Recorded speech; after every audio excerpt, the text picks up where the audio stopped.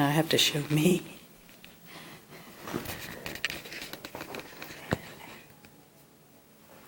Effectively performing CPR on a person whose heart has stopped can save vital organs until emergency personnel arrives with advanced care.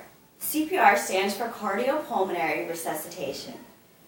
Dr. Catherine Bond, a specialist of emergency medicine and author of Cardiopulmonary Resuscitation, stated in 2015 that CPR is the combination of chest compressions and rescue breaths to maintain blood flow and oxygenation. Today I'm going to discuss the 3 steps to performing CPR.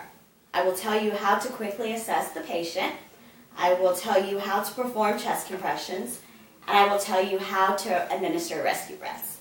The first step to performing CPR is to assess the patient. If they are unresponsive, call 911 first.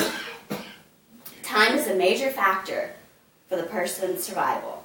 Survival falls 10 to 15% for each minute without CPR. Neurological outcome improve if bystander CPR is initiated within minutes.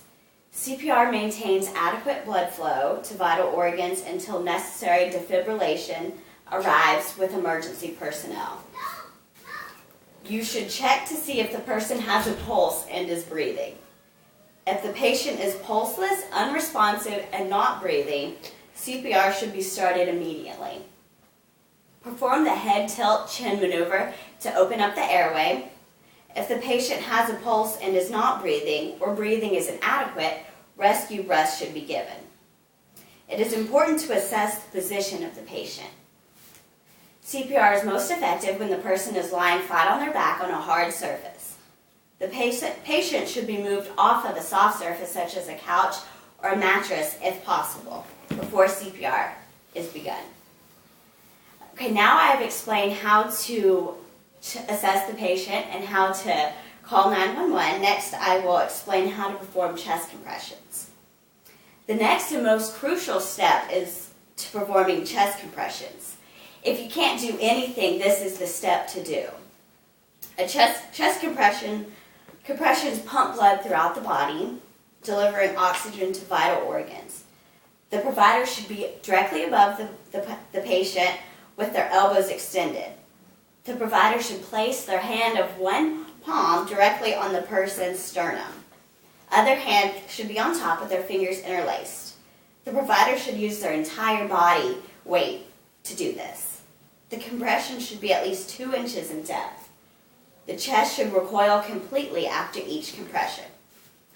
The compression should be done at a rapid pace. They should be given at a rate of 100 compressions per minute. 30 compressions should be given, followed by 2 rescue breaths. Okay, you now know how to perform chest compressions. Next, we will talk about how to administer rescue breaths. The last step to performing CPR is administering rescue breaths. Rescue breaths help oxygenate the body. There should be a pulse present before administering rescue breaths. The mouth should be checked for a foreign body. You can do this by taking your finger and sweeping it into the person's mouth to check for anything in there. Pinch the nostrils first to seal off the airway.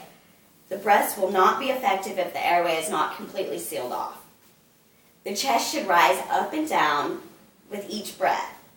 The provider's mouth should be completely over the patient's mouth. The breaths should be given for 1 full second each. Continue rescue breaths until the person resumes breathing or emergency personnel arrives.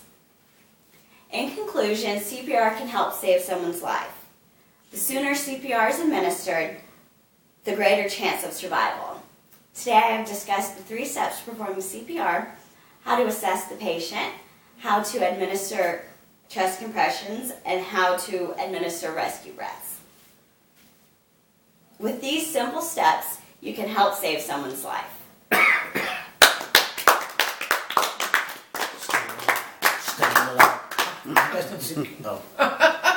You guys need the suitcase with any kind? I got tons of boots. Oh no, we're good. Can't make it harder, soft side. A hard stop, yeah.